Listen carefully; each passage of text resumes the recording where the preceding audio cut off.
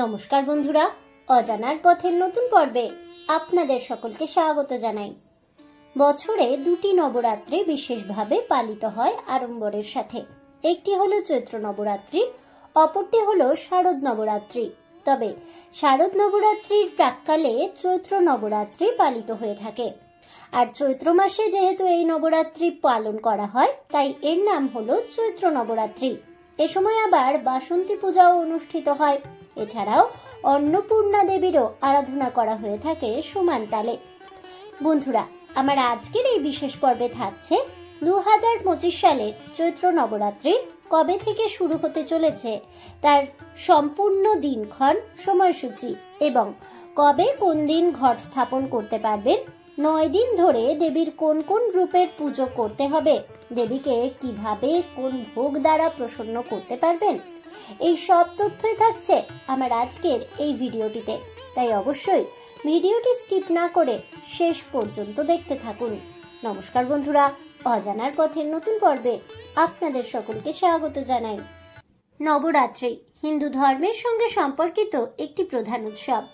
চৈত্র মাসে পড়া নবরাত্রি চৈত্র নবরাত্রি নামে পরিচিত, যা চৈত্র মাসের শুক্লপক্ষের প্রতিপদ তিথি থেকে শুরু হয়। 9 দিন ব্যাপী এই নবরাত্রি উৎসবে দেবী দুর্গার 9টি ভিন্ন রূপের পুজো করা হয়ে থাকে। প্রথম দিনে কলস স্থাপন বা ঘট স্থাপনা করা হয়, অখণ্ড দীপ প্রজ্বলন করা হয়।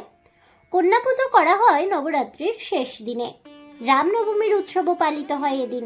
এইভাবে নবরাত্রির পুরো 9 দিন জুড়ে প্রত্যেক দিন ভক্তি ভরে এবং ইতিবাচক শক্তির পরিবেশ তৈরি করে সকলে নবরাত্রি পালন করে থাকেন।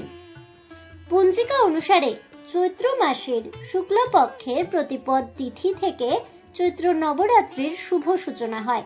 2025 সালে চৈত্র নবরাত্রি আগামী 30শে মার্চ থেকে শুরু হচ্ছে।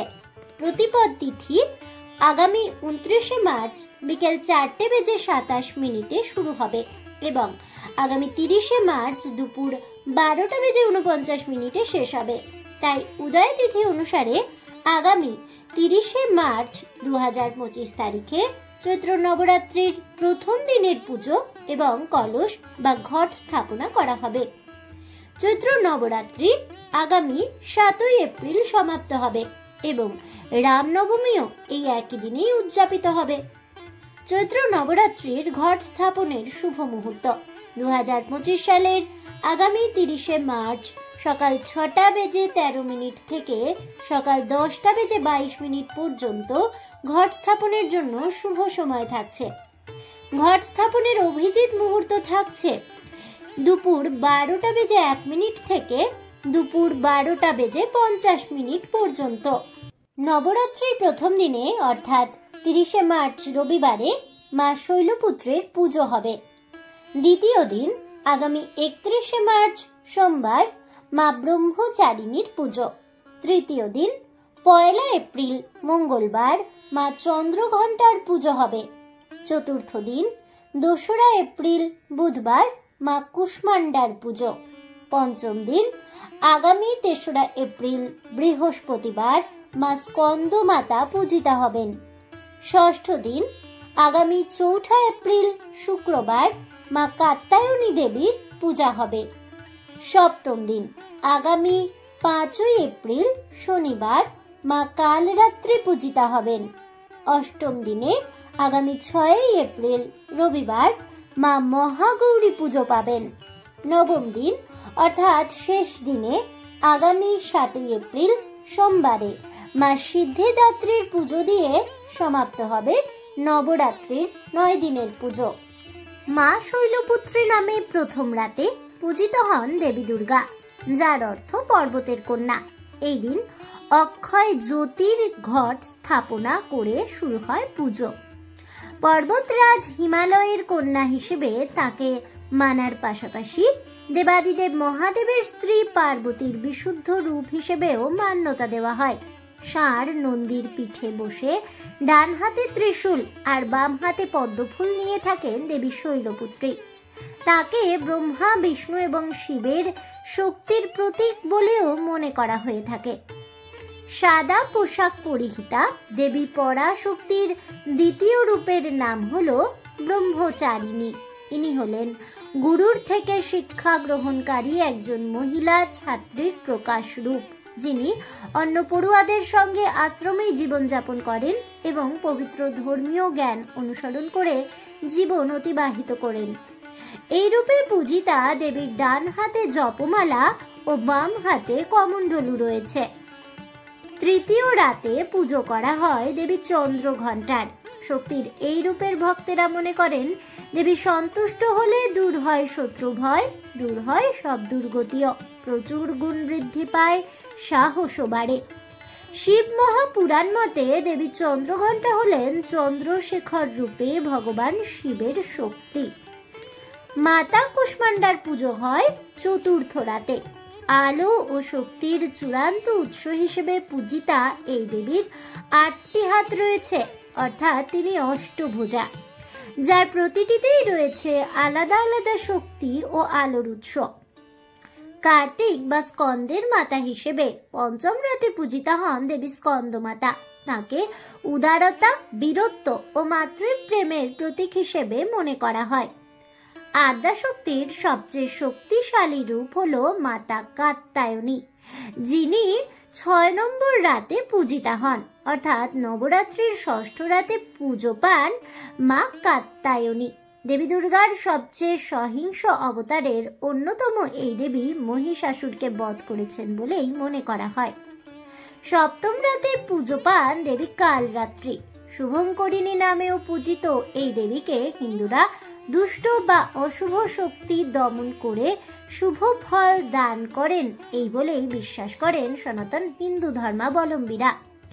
মা মহাগৌরীকে পুজো করা হয় নবরাত্রির অষ্টম দিনে। ভক্তদের বিশ্বাস দেবীর এই রূপ সবকিছুকে বিশুদ্ধ ও পবিত্র করে জীবনকে শান্তি প্রদান করে। সাদা রূপের এই দেবী 8 বছর বয়সী বলেও মনে করেন অনেকেই।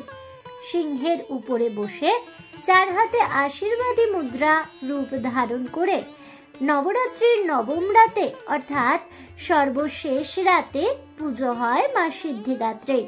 তাকে সর্বক্ষেত্রে সিদ্ধিদানকারী দেবী হিসেবে মনে করার পাশাপাশি ভক্তেরা এও মনে করেন দেবী সন্তুষ্ট হলে সংসারে আসে সুখ ও সমৃদ্ধি। কথিত আছে নবরাত্রির 9 দিনে ভক্তেরা যদি দেবী দুর্গার পছন্দের নৈবেদ্য মাকে দিয়ে থাকে তাহলে মা অত্যন্ত প্রসন্ন হন ভক্তের প্রতি এবং ভক্তের মনস্কামনা শীঘ্রই পূরণ হয়। নবরাত্রির 9 দিনের জন্য বিভিন্ন 9টি নৈবেদ্য দেবীকে নিবেদন করতে হয়।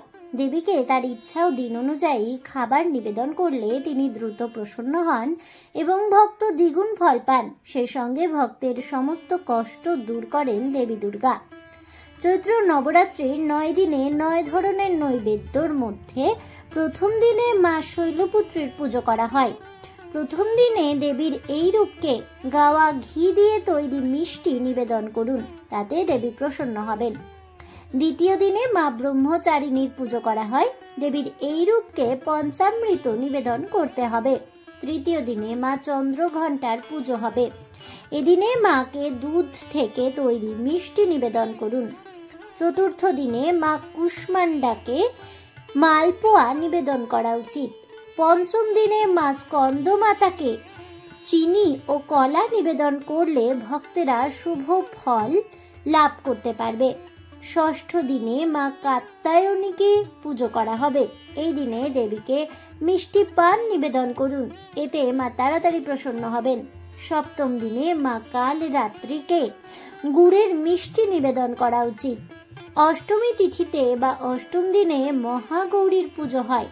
দেবীর এই রূপকে নারকেল নিবেদন করলে দেবী মনস্কামনা পূর্ণ করেন। নবমী তিথিতে মা সিদ্ধিদাত্রীর পুজো হয়। এই দিনে দেবীকে ক্ষীর, লুচি, হালুয়া নিবেদন করলে ভক্তেরা অত্যন্ত শুভ ফল লাভ করবেন। নবরাত্রির পূজাবিধি। ঘট অর্থাৎ একটি মাটির পাত্র লাগবে। এটি শুভ সময় অনুসারে নবরাত্রির প্রথম দিনে প্রতিষ্ঠা করতে হবে। বাড়ির উত্তর পূর্ব কোণে ঘট স্থাপন করা উচিত। প্রথম পাত্রে কিছুটা মাটি দিন, তারপরে বালি দিন, তারপরে পুজো করুন। যে স্থানে ঘট স্থাপন করা হবে তা পরিষ্কার পরিচ্ছন্ন করতে হবে এবং সেখানে গঙ্গা জল ছিটিয়ে স্থান পবিত্র করতে হয়। এরপর একটি লাল কাপড় বিছিয়ে দিন। তারপর মা দুর্গার ছবি বা মূর্তি স্থাপন করুন। এবার একটি তামার কলসিতে জল ভরে উপরে লাল চেলি মেধে দিন। সেই কলসে মুদ্রা, অক্ষত, সুপারি, জোড়া লবঙ্গ, দূর্বা ঘাস রাখুন। এবার কলসের উপর আম পাতা রেখে লাল কাপড় দিয়ে নারকেল মুড়ে দিন। কলসের চারপাশে ফল, মিষ্টি ও প্রসাদ রাখুন। তারপর কলস স্থাপন শেষ করে দেবী মাতার আরাধনা করুন। চৈত্র নবরাত্রির সময়ে দেবী দুর্গার বিশেষ আশীর্বাদ পেতে উপোস করতে হবে প্রত্যেক দিন। ভক্তি ভরে দেবী দুর্গার পুজো করুন। এছাড়াও বিশেষ কিছু নিয়ম মেনে চলতে হয় নবরাত্রির সময়। সকালবেলা ঘুম থেকে উঠেই ঘর পরিষ্কার করুন। বাড়িতে কোনো স্থানেই ময়লা জমিয়ে রাখবেন না, এতে দেবী দুর্গা রেগে যান। নবরাত্রির দিনগুলিতে নিজেকে খুব পরিষ্কার পরিচ্ছন্ন রাখুন। নখ চুল কাটবেন না। এছাড়াও পরিষ্কার জামা কাপড় পরতে হবে। এ সময় মা দুর্গার কৃপা পেতে খুব ভোরে ঘুম থেকে উঠেই স্নান করুন। বাসি ঘর পরিষ্কার করে ঘর স্থাপন করুন ও দেবতাদের পুজো করুন। এ সময় আমিষ জাতীয় খাবার খেতে নেই, শুধুমাত্র ফল খাওয়ার চেষ্টা করুন এবং নিরামিষ খাবার দাবার খান। এতে দেবীর বিশেষ কৃপা থাকবে আপনার উপর এবং বাড়িতে ইতিবাচক শক্তি প্রবেশ করবে। এ সময় দেবতাদের সামনে রাখা কোনো ঘট যেন ফাঁকা না থাকে, সেটিতে জল দিয়ে পূর্ণ রাখার চেষ্টা করুন। বলা হয় চৈত্র নবরাত্রির সময় বেশি দেরি করে ঘুম থেকে ওঠা একদমই উচিত নয়, এতে মা দুর্গা রেগে যান এবং বাড়িতে দারিদ্রতা নেমে আসে। এ সময় যদি পারেন দরিদ্র অভাবী ব্যক্তিদের সামর্থ্য মতো দান করুন, তাহলে দেবী লক্ষ্মী ও মা দুর্গা দুজনেই খুশি হবেন এবং আপনার উপর দেবদেবীদের কৃপা লেগেই থাকবে। চৈত্র নবরাত্রির প্রথম দিনে মা দুর্গার আশীর্বাদ লাভ করতে হলুদ এবং সাদা রঙের পোশাক পরা উচিত। দ্বিতীয় দিনে সাদা পোশাক পরিধান করুন। তৃতীয় দিন লাল পোশাক পরিধান করলে দেবীর কৃপা লাভ হয়। নবরাত্রির চতুর্থ দিনে নীল এবং বেগুনি রঙের পোশাক পরা শুভ বলেই মনে করা হয়। নবরাত্রির পঞ্চম দিনে হলুদ এবং সাদা পোশাক পরিধান করা উচিত। নবরাত্রির ষষ্ঠ দিনে হলুদ এবং সবুজ পোশাক পরুন।